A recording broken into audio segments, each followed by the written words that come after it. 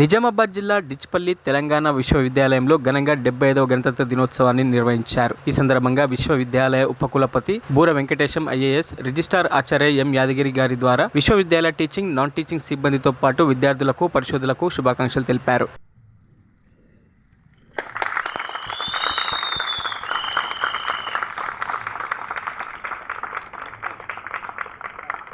కోసం మనం పాటుపడాలనేటువంటి మార్గదర్శకాలను నిర్దేశించుకోవడానికి ఏర్పాటు చేసినటువంటి భారత రాజ్యాంగం ఈనాటికి 75 వసంతాలను పూర్తి చేసుకొని దిగ్విజయంగా ప్రపంచ దేశాలతో పోటీ పడుతూ అన్ని రంగాలలో అభివృద్ధి చెందుతున్నటువంటి దేశంగా ప్రజలకు సామాజిక, ఆర్థిక, రాజకీయ న్యాయాలను అందజేస్తానని భారత రాజ్యాంగం తెలియజేసింది.